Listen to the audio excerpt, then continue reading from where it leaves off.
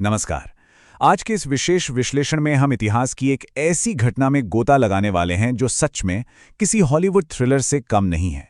सोचिए 15 अगस्त 1971 की वो खामोश रात। पानी के भीतर एक ऐसा सीक्रेट मिशन अंजाम दिया जा रहा था जिसने एक पूरे युद्ध का रुख ही मोड़कर रख दिया।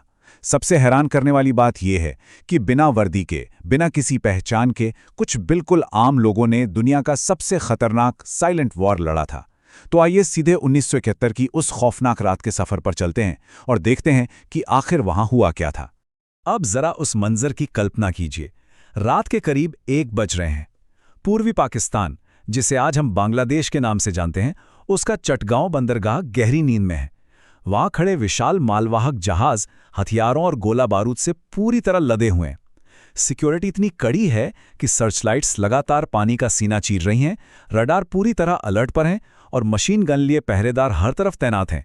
लेकिन तभी अचानक एक के बाद एक भयानक धमाके होने लगते हैं। लोहे के वो विशाल जहाज जिन्हें डुबाना लगभग नामुमकिन माना जाता था, वो ताश के पत्तों की तरह बिखरने लगते हैं।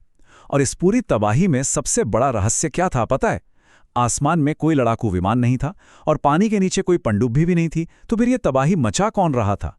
तो चलिए इस कहानी के पहले हिस्से पर नजर डालते हैं, ऑपरेशन सर्चलाइट, और वो ब्रेकिंग पॉइंट जिसने सब कुछ बदल दिया। इस पूरे रहस्य को समझने के लिए हमें मार्च 1971 की उस खौफनाक सच्चाई को जानना होगा। ये वो वक्त था जब पाकिस्तानी सेना ने ऑपरेशन सर्चलाइट के नाम पर अपने ही लोगों पर गोलियां चलानी शुरू कर दी थीं। लाखों शरणार्थी अपनी जान बचाकर भाग रहे थे। अब देखिए, उस वक्त अंतर्राष्ट्रीय कारणों से सीधे युद्ध में उतरना तो मुमकिन नहीं था। इसलिए दुश्मन की सप्लाई लाइन काटना सबसे ज्यादा जरूरी था, क्योंकि हथियारों और राशन के बिना कोई भी सेना ज्यादा दिन नहीं टिक सकती, राइट? यहीं से एक ऐसे प्रस्ताव का जन्म हुआ जो सुनने में बिल्कुल पागलपन लगता था। Naval chief admiral S N Nanda और कैप्टन मिहिर रॉय ने तय किया कि भारतीय नौसेना सीधे तौर पर नहीं जाएगी, बल्कि मुक्ति वाहिनी के उन नौजवानों का इस्तेमाल किया जाएगा जो अपना घर छोड़कर भागे हैं। मतलब जरा सोचिए, ये कोई ट्रेन फौजी नहीं थे, ये बिल्कुल आम नागरिक थे, जिनमें कुछ छात्र थे, कुछ किसान और कुछ मछुआरे। लेकिन उनके पास अपने वजूद को बचाने का जो जुनून था ना, वो किसी भी सैन्य ट्रेनिंग से बहुत बड़ा था। और ये स्लाइड इस पूरी सिचुएशन को कितनी खूबी से दर्शाती है। ये मुकाबला हर तरह से असमान था। एक तरफ भारी रडार और मशीन गनों से लैस लोहे के विशालकाय जहाज थे, और दूसरी तरफ निहत्थे, अनुभवहीन और साधारण से गांव वाले। क्या इन आम लोगों को दुनिया के सबसे खतरनाक नौसैनिक मिशन के लिए तैयार किया जा सकता था? खैर, ये एक ऐसा सवाल था जिसका जवाब मौत या आज़ादी, दोनों में से किसी एक रूप में ही मिलने वाला था। अब आते हैं दूसरे भाग पर, मास्टर ट्रेनर्स और वो बागी पनडुब्बी सैनिक जिन्होंने इस नामुमकिन को मुमकिन बनाया। इन साधारण नागरिकों को लीथल फ्रॉगमैन यानी खतरनाक गोताखोरों में बदलने की जिम्मेदारी कमांडर एम.एन. सामंत को सौंपी गई। उनका काम सच में असंभव को संभव करना था, लेकिन इस मिशन को सही दिशा देने के लिए ऐसे लोगों की जरूरत थी जो दुश्मन की रग रग से वाकिफ हों। और यहीं पर कहानी में एक बहुत ही थ्रिलिंग ट्विस्ट आता है। फ्रांस में पाकिस्तानी पनडुब्बी पीएनएस मैंग्रो पर तैनात ए.डब्ल्यू. चौधरी और उनके 7 बंगाली साथियों ने बगावत कर दी। पाकिस्तानी खुफिया एजेंसी की नजरों से बचकर अपनी जान हथेली पर रखकर ये 8 नौसैनिक भारत पहुंच गए। इन बागियों का आना इस पूरे मिशन के लिए एक असली गेम चेंजर साबित हुआ, क्योंकि अब हमारे पास ऐसे मेंटर्स थे जो पाकिस्तानी नौसेना की हर कमजोरी को बहुत अच्छे से जानते थे। चलिए आगे बढ़ते हैं तीसरे हिस्से की ओर, कैंप प्लासी और वहां सीखे गए वो खतरनाक सबक। मई 1971 में भागीरथी नदी के किनारे एक सीक्रेट ट्रेनिंग कैंप बनाया गया, जिसे कैंप प्लासी नाम दिया गया।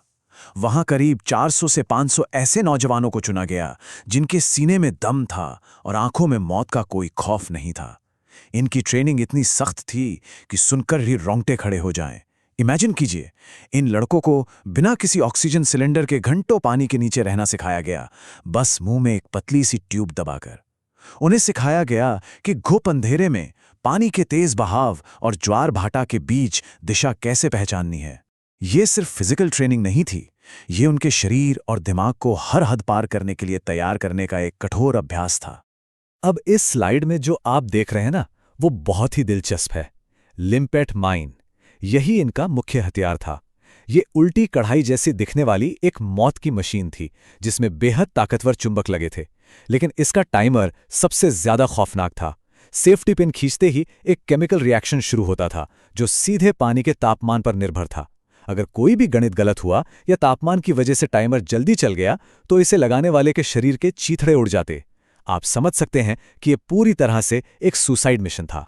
अगस्त आते आते मानसून अपने चरम पर था। ट्रेनिंग पूरी हो चुकी थी और अब इन 400 कमांडोज को चटगांव, मोंगला और दूसरे बंदरगाहों पर भेस बदलकर तैनात कर दिया गया। बिल्कुल आम मछुआरों की तरह दिखते हुए ये लोग दिन भर कीचड़, झाड़ियों और टूटी नाव में छिपे रहते, बारिश और मच्छरों के बीच अपनी जान दांव पर लगाकर बस एक खास सिग्नल का इंतजार कर रहे थे।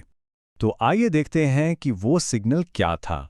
भाग 4, रेडियो गीतों का सिग्नल। उस वक्त संचार के लिए वॉकी टॉकी का इस्तेमाल करना बहुत बड़ा रिस्क था, इसलिए आकाशवाणी को चुना गया। गीतों को गुप्त संदेशों की तरह इस्तेमाल करने का प्लान बना।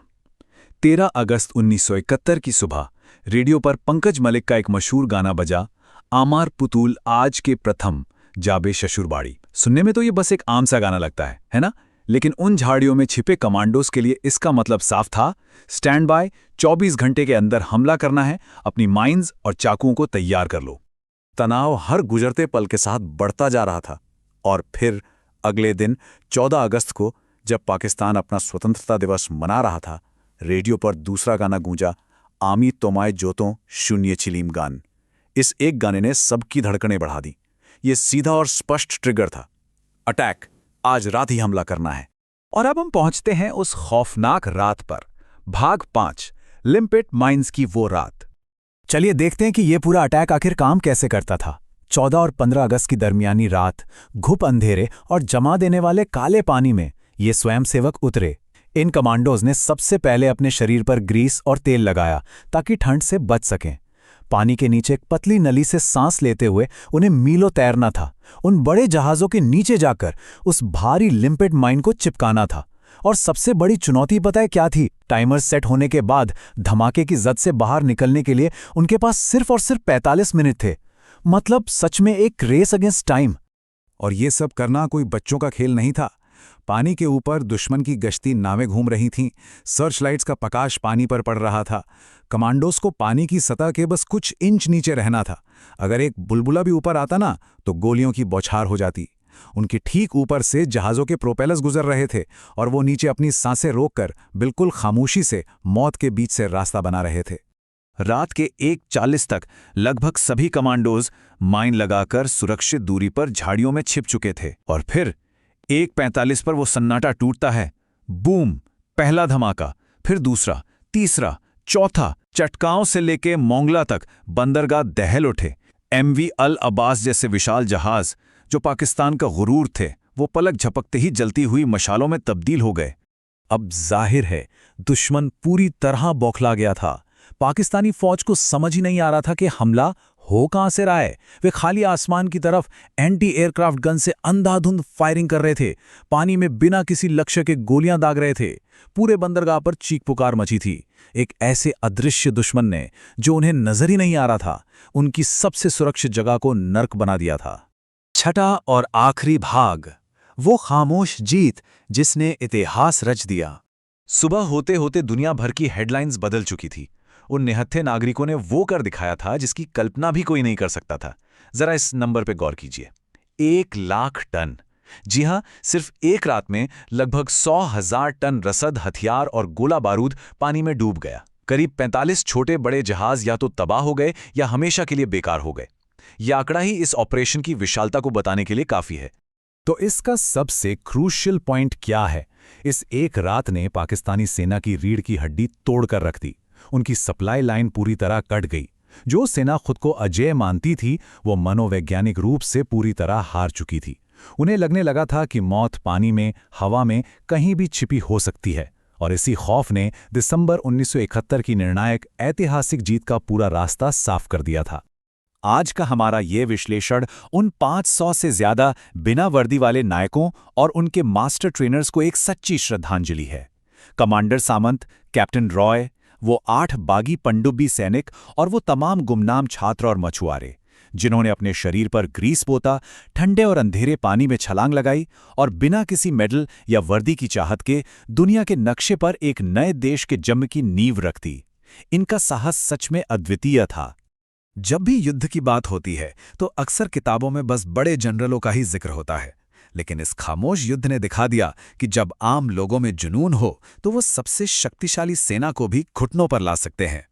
तो अंत में एक बहुत बड़ा सवाल जहन में आता है, इतिहास के इन गहरे और खामोश पानियों में ऐसे और कितने गुप्त ऑपरेशन और गुमनाम नायक आज भी छिपे हुए हैं जिनके बारे में दुनिया को शायद कभी पता ही नहीं चला। आज के इस विश्लेषण में बस इतना ही। सीखते रहिए और इतिहास की इन गहराइयों को खंगालते रहिए।